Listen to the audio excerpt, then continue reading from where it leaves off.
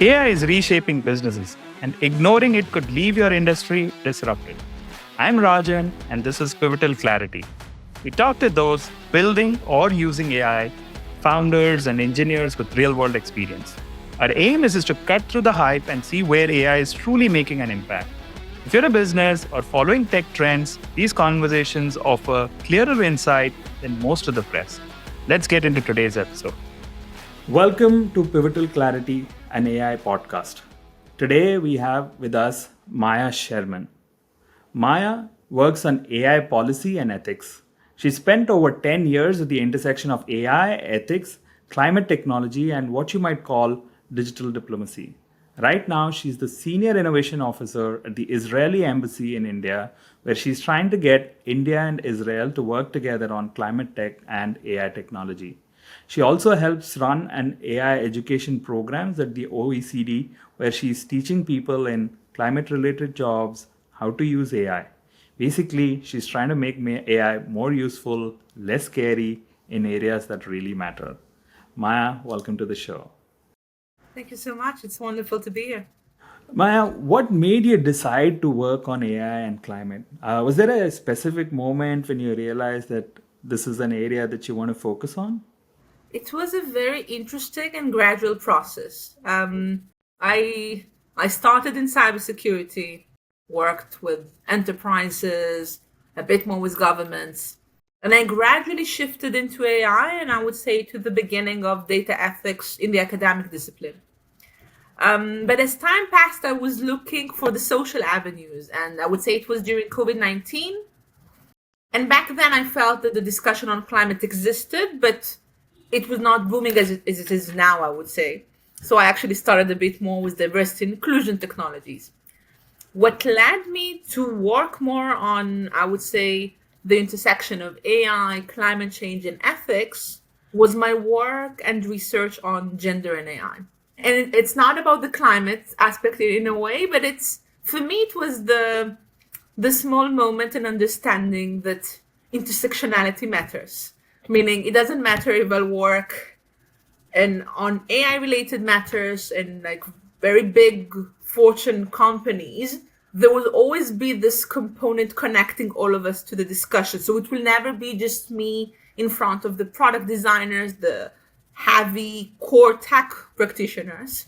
It's actually about the intersection of all of us under one big ecosystem as the environment. And working on ESG with these companies made me realize that the discussion should focus in the moment on what we can actually do that requires AI, which I believe is the climate change, trying to see how we can enhance resilience. So it was an interesting process that actually happened to me while working with enterprise clients. So I think it surprised me in a way, but perhaps it was my wish also to try and shift and create perhaps something new with a different industry, leading me to India, which was also not always as expected.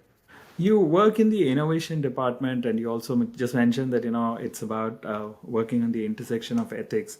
Innovation is about change, and ethics is about safety. And sometimes this can come across as like a trade-off or a balance. How do you actually navigate this? Are there any specific examples that you could share? So I think this is such an interesting perception because it's true that ethics is about safety, but I would also say that ethics is about what we want to be as society. So I think it's broader sometimes because it sounds very frightening, very academic. It's everything that we shouldn't do. But if we think about it thoroughly, it's also about what we should do, meaning it's also an enabler. And the thing is, of course, ethics gives us a lot of restrictions of what we wouldn't like to see in society. And of course, when we're speaking about innovation, we want to see growth. So I would say, in the most basic aspect, whenever I had to design products that are AI driven for, again, mass population, and specifically, I would say in HR tech companies, and it's also true for climate related services. So of course, the goal of innovations, we want to see gains. We want to be able to return the investment. So we would like to make sure that we're able to increase the scope, that we're able to reach out to those that will be able to pay back for the investment. But the trade here, and I would say the ethical trade-off here, is the fact that we also need to think on who has the access. Meaning, if I'm going to make sure that Netflix is accessible in all the places that can actually afford it, there are many places that won't be able to get it. What about all these places that do not have digital infrastructure? What about all those that do not know how to use properly mobile devices, do not know how to access their computers? Now, today it sounds a bit odd in certain places, and I would say out there, but there are still places actually that do not have the infrastructure. So there is a kind of a trade-off, because in the end, I mean, private companies and generally innovation, we want to grow. We want to make sure that our services are wide enough and strong to make sure that we're able to sustain business models. So this ethical perspective is a bit of a hurdle, because we are actually saying, okay, we don't really care just about the clients. We want to make sure that whoever wants to be a client can be. And that's a tricky part. But I think that's what I perhaps love the most about the climate discussions in AI, is that specifically in this space, we need everyone involved. So we don't have this selectivity. And I think that's why I also shifted from the industrial side of innovation, how to, again, work with product designers. I worked as a technical project manager, used to launch product features that are connected to AI, to what I think today we're seeing in the climate space. And also, I would say in edtech and HR tech as well, that we are currently trying to see how we're designing products with the most inclusive audiences we can think of. So there is a balance between the inclusiveness and the commercial aspects. But I do feel that in the climate space, this trade-off is slightly more understood, and it's almost required. So this is from my perspective, and there are countless of examples. But I think that the climate space brings this intersection in a very interesting light and enables this trade-off in a more sustainable way. So you mentioned something very interesting that actually changed my perspective on ethics. Is not about what not you do, but it's about what you do. So what are some other misconception about ethics when people talk in the context of bringing technology? I mean, you talk to technologies founders, everybody is just thinking about, like how you said, product, ROI, how do I create great experience? But then it is also like an enabling design tool rather than regulating design tool, right? So what are other misconceptions that people have about ethics? First of all, there is a very big misconception that it's purely academic, meaning that it's a very core theoretical school of thought. There are so many disciplines, and usually that companies should not be involved in it because, again, it's a scholarly domain. I think that if there is a discipline that went such a massive transformation in the innovation space, it would be ethics. The thing is, we need to think of it in the different taxonomy that it has received. When we're speaking today about AI fairness, responsible AI, algorithmic fairness, social AI, we are actually speaking of some of the ethical roots. Does it mean that we need to know everything about ethics? No, in the end, especially those working in the tech space, we don't have the time to go into every discipline. But the ethical discipline brought some core fundamental changes, in my view, to the way that we are seeing AI today. The fact that we're speaking about responsible AI, I would say that this is the result of a very intensive and gradual process of us analyzing what ethics and AI bring to our world. And it took a few years actually to understand it properly and also have this commercial perspective. So this is one perception. The other one is that we can actually be very mindful of our biases, and we can control very clearly how we design the product so they will not be, I would say, so biased against certain populations, and we can enable discrimination-free services. Most studies, most products will show that there are so many biases that we are just not aware of. And there are also biases that are not always resulting from the developers. There are biases within the process, there are biases within the algorithm. So sometimes it's just above what we think we know about biases. So this is a bit tricky because this actually, what I'm actually saying here, that we're not able to prevent biases in our products. And this is a bit of a sad, perhaps, realization. The thing is, it's important to be aware of it because we do have some debiasing tools. We have the ways to make services more accessible, understanding that we're not able to encompass all the biases. But first of all, we need to understand that we are limited in our ability to understand this ethical concept of bias. And I think that the third one, and I think that's the thing that sometimes bugs me the most, and it bugs me because I feel that I also started with this conception. And it's the fact that algorithms are bad, they're going to destroy us, they will take our jobs, and the ethicists are here to protect us and tell us not to use technology in such way. And this, I would say, was a bit in the beginning, and some of the discourse that's kind of highlighted AI as the biggest devil, the algorithm that will replace us, singularity in its most dystopian meaning.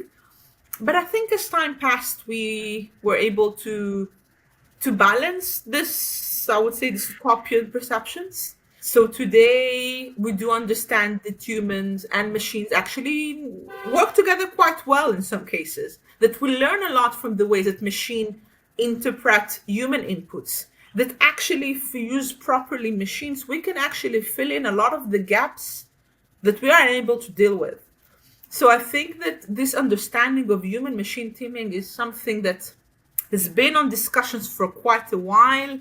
Sometimes the warfare discussions and the place of drones kind of frightened all of us from thinking of what AI will do next. But if we're seeing today, especially in the climate space, in education, AI can do magic in certain disciplines. And I think that also policies and regulations trying to understand this in the sense that we should not prohibit AI from happening just out of the fear that it will replace us, but we should also think more how AI can complement us and become our extension. Yeah, the last or the third part that you said, I think is straight out of because we watch too many movies like Terminator and Matrix, and you can't make a popular movie unless it is very dystopian. So that's why AI gets painted in that dystopian version, and that creates that misconception about the role of the ethics and things like that. Like how you said, AI can be such a force of positive change. Maya also talked about the role of regulation, innovation, and is trying to understand. The world that now I work with is founder. They don't use the word innovation, but they use the word startup. And when I was earlier working at Intuit, we would use the word innovation. And innovation, the one description that I heard was that innovation is when you understand, or it is the melting point or the meeting point of there is a change in the user behavior which aggregated into market behavior. There is a change in technology, and then a regulation comes and meets it in terms of making sure that it is morphed in for benefit of the society. Now usually I don't see founders thinking about regulation. I mean, founders are always thinking about the next day, the next year. Regulation has an horizon of, let's say, 5 years or 10 years. You release a policy and it has an impact 3 or 5 years later. How do you have conversation with business folks, or even if you meet with founders, on how they should think about regulation, and specifically from an AI perspective, if you have any examples or specific mentions about these are the things that founders should think about to make sure that this innovation really transforms into that force of positive change? This is probably one of the biggest clashes and probably one of the more interesting ones I've seen, I would say, in South Asia. And I used to live in, I would say, in Europe before. And in Europe, it's very different because regulation has almost a sacred place. And there are a lot of reasons behind that. I mean, because again, it's kind of like the strategic asset sometimes of some of these think tanks, on some of the governments, that they're able to produce very strong cross-cultural regulative pieces that can actually afterwards be shared globally. But I would say that today, and we're seeing this, I would say, perhaps specifically in India, a country that promotes innovation in a responsible manner, because again, there is a very big population, a vast amount of startups, and very skilled tech workforce. In the same time, we need to make sure that this population is not harmed by this, especially when it's a diverse population. So today, we're seeing also the regulators being much more involved in the technological discussions. If in the past we had almost echo chambers, meaning the tech folks meeting the tech folks and the product designers, and it's usually kind of like technical meetups. I would say perhaps again more from the Indian angle, but again, many other countries as well. We are seeing much more multi-stakeholder initiatives, much more meetups connecting everyone in the table, understanding that we will not be able to innovate and create without limitation. Like it won't happen because it can't. I mean, if AI will continues to be as pervasive and as strong as it is right now, it will need to have some limits, because that's the way that we behave as humans. We need sometimes some guidelines. But what I would like to say, and that's why usually I say to some of the founders and startups that I'm meeting, today it's crucial to understand how regulators think, also because they are also compromising and becoming more agile and flexible. They want to understand the technical discipline. They want to understand how the product and services can scale up more. The thing is, AI is new. So sometimes, because again, it was so new in the beginning, then it was also hard sometimes for the regulators to invest the right time in learning it. But today, in the era of generative AI, regulators are taking the time to understand it because it's more accessible. But in the same time, founders have to understand what's happening on the regulation side, because so much is happening. And why it matters? Because in the end, this regulation, again, it's of course, it can be kind of like an advisory document, but in the end, it can have some repercussions. Meaning, if things do not go in the right directions, if certain populations are harmed, if the AI-driven service goes out of control, that's the place where regulation comes in. And startups today have to understand what kind of advisories and guidelines come up from these regulators. And I feel that, it's almost like two forces going in like from opposite directions, but we have to meet. And this is specifically what we've been doing a bit with the Global Partnership on Artificial Intelligence, because we are coming as a group of individuals and entities across disciplines, because these discussions are the ones that will just enable us to discuss more and also see what are the gaps. So I definitely, that's what I usually recommend to startups and founders, just to understand that there is also a very big change in the regulatory landscape that enabled these discussions much more often. Great point. I recently read a paper on the topic of regulation and in AI, and it said like metaphors and language shape a lot of policies. And when you're talking with bureaucrats or when you're talking about other stakeholders, and when the tech folks come in, they know what they are talking about. They perhaps use esoteric tech language. But when you're having conversation with other stakeholders, are there languages and metaphors that you have seen that people carry over from their other exposure of industries or other things that they know that comes in the way or has helped in certain way in the regulation conversation? I'll just give you a simple example. I watched this video almost like a decade ago where some regulator was some bureaucrat was talking about the cloud technology being the literal cloud, and saying that if you don't if you don't regulate it properly, then our data will go to the cloud, and then it'll be accessible to everybody. But those who are from the tech field, they know like that's not how cloud works. I mean, it's very different. But then language comes in the way of understanding. So how do you deal with it? Have you seen any examples that made you chuckle? I feel that there are certain terms and terminologies that start to be a bit common between both sides. So for instance, I saw that ethics by design as a term started to be as a kind of a strategic bridge in a way. I do feel that, for instance, everything connected to the iceberg, the tip of the iceberg, the illustration, this is something that has been repeating in both sides, and I think that it's a good one, not because it's necessarily so technological or so strategic, but simply because it showed that both sides understand that there is so much to AI that we don't know. And I think that there is something in the uncertainty and this narrative of uncertainty and not being so sure on where we're going that kind of bring both sides together. I feel that in addition to that, again, similar to this example, of course, and I would say that this illustration that repeat themselves and attempt to create this sometimes technological variations to some of the more of the policy schemes and vice versa. So you see all of a sudden sometimes discussions on agile methodologies in the policy space, everything connected to policy simulation, policy prototyping.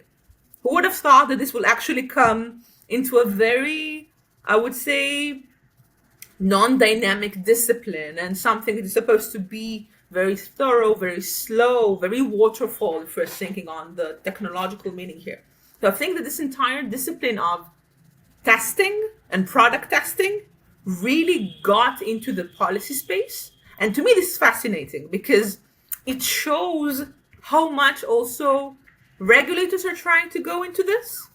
And I think that it's the uncertainty that brings all of us together because we are, in most cases, we're just not so sure what will happen afterwards. Will we see other things but AI? What about quantum? What's about climate? But what about all the other problems that are still there? So yeah, I think the testing discipline has been a very interesting bridge between these two blocks of knowledge. I also follow this professor from Princeton who's almost going to get out a book soon this month called AI as Snake Oil, and his focus is on some terminology. Just double clicking on that question, he says that there are when you give this in the hands of the marketer or in the hands of a Hollywood movie maker, they blow it out of proportion. Are there terms that you feel that have just gone out of proportion? And what are some of your thoughts on that? It's especially true with the way that culture shaped a bit the perception of AI. And I think that's perhaps the problem, that I feel a bit that in many ways, the ways that series and movies kind of created the image around AI, then this created a lot of exaggerated examples and scenarios of cyborgs, of superhumanity, of the world being destroyed and controlled by machines. And I think that's in a way human creativity in the way that we try to think of, again, perhaps a better selling scenarios for movies kind of shape the way that we're perceiving technology as well. And that without thinking that perhaps technology is not exactly in such, I would say, various reasons. First of all, to be as afraid of technology the way that something has been perceived, we need to have a vast infrastructure all across. It doesn't happen. Not everyone has the access to it. And even when they do, then it's a question of motivation. It's the question of the whys. So I think that a lot of the exaggeration comes from the very strong hypothetic visual and representation of AI that we're consuming in our culture. But it doesn't always have such a strong connection to the way technology is developed. There are a lot of discussions that I found to be very interesting, and that's how actually the way that culture kind of shaped technology and that how that actually inspired developers to try to do something similar. So I think it's kind of like, again, the chicken and egg in a way, but it definitely led to a lot of hype and a lot of exaggeration, not always as needed, I think, for innovation purposes. Maya, you're trying to teach farmers in India about AI. What is the hardest part? Have you found any trick to make it easy to help them understand AI? It's tricky because AI has some scary possibilities of replacing the certain functions of farmers. So I think that the first fear, and that's what we usually encounter, is how we make sure that they're able to trust an alienated artificial component. And more than anything, not something that can bring benefits and costs right away. Because compared to a lot of other devices, it's not always as clear to farmers that, okay, if I put this AI driven product or service as part of my day to day, will I gain more? Will I be able to sustain my family in a more sustainable way? And what we do, and again, the vision of the project here with the OECD and GPay is to make sure that we are supporting the informal sector and those who usually do not have the access to technology or the knowledge, because again, they are working in other disciplines. So we are focusing on the common case studies, meaning everything that shows how AI directly benefits into agricultural processes, streams, trying to go to to show these case studies across the country. So it will be, again, more familiar to the farmer, more starting to feel a bit more, I guess, comfortable with the concept. So it's kind of an intro, of course. We're using a lot of visuals, and the main point in India, of course, there are more than 20 official languages, 900 non-official ones. So whenever we're doing the pilots and the courses, we're making sure that we have the course translated to the regional or the more common dialect. So it's a long process. It's very interesting, and of course it's very different than implementing AI literacy for other sectors. But it enables the ecosystem and to be more diverse, and more than anything, it enables more actors to be part of the AI evolution in a way.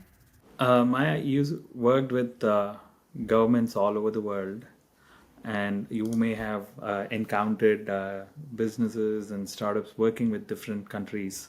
Have you seen some common mistakes that people make when going to different countries and trying to help bring the change with the new technology such as AI or in climate?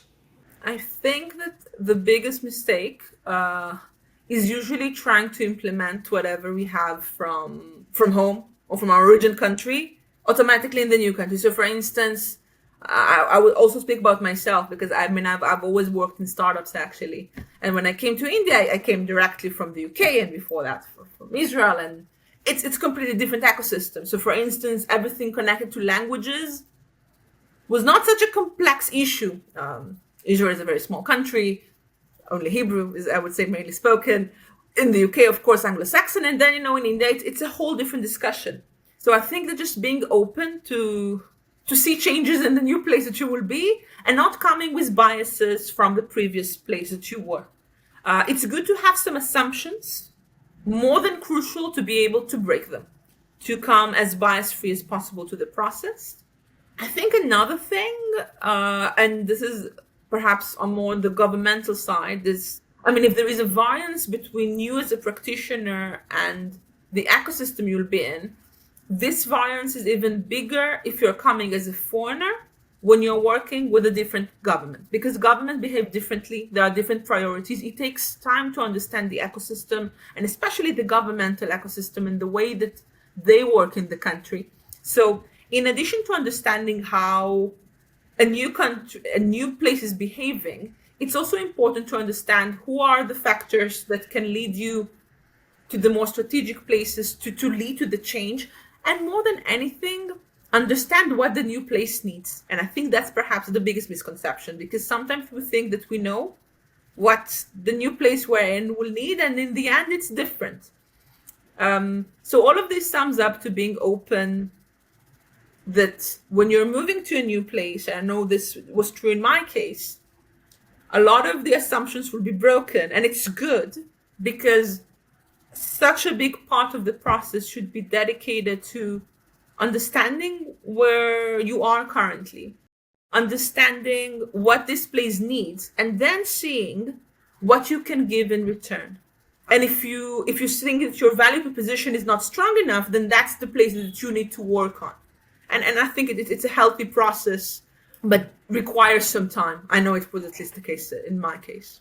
Maya, we are coming to the close of the podcast. I want to ask you one last question.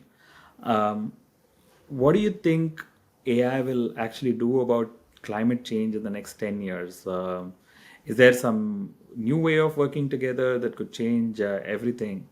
And just as part of this, I would say that given what you know, if you were doing this, let's say just right out of college, how would you try to make or do things differently? I think that we will see the AI discussion in a much broader discourse. I feel that today we are going very service specific, very app related, very sector connected.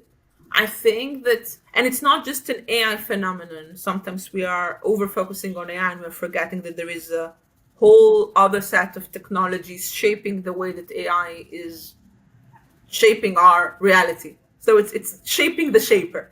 I think that we will see a lot of discussions on the collective aspect of technologies, smart cities, smart infrastructures. We are seeing this a lot with the discussions on open source and digital public infrastructure.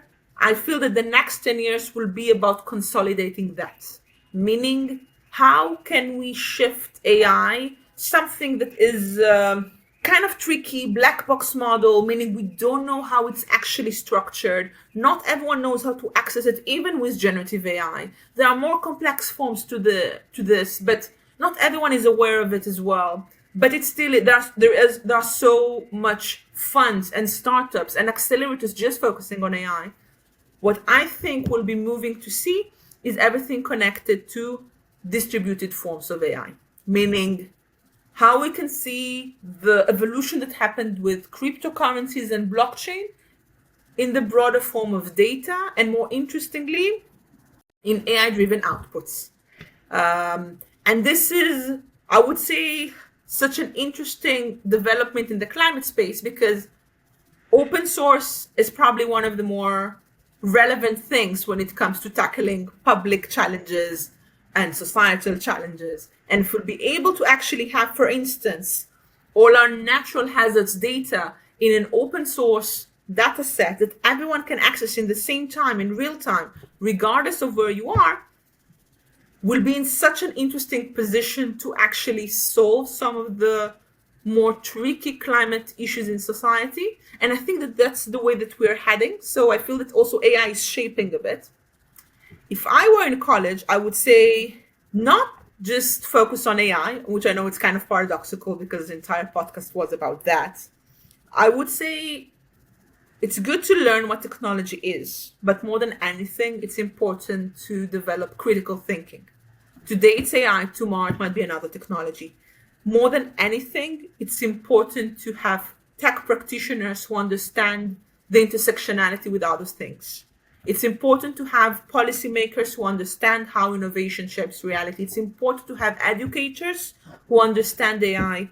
Crucial to have climate specialists who understand how technology can save the planet. And the list doesn't end. So I would say being relevant for few disciplines and understanding how they're connected will probably be a smart way going forward for anyone who is graduating or thinking of future career steps, in my perspective. Are there any questions that I should have asked us in this discussion that I did not? I think that the question of if AI is here to stay or something will replace it, that's at least in. I mean, if you ask me, I'm a big believer. I built a startup 15 years ago, and since the ChatGPT moment, I see that AI as a technology can actually create a lot of business impact.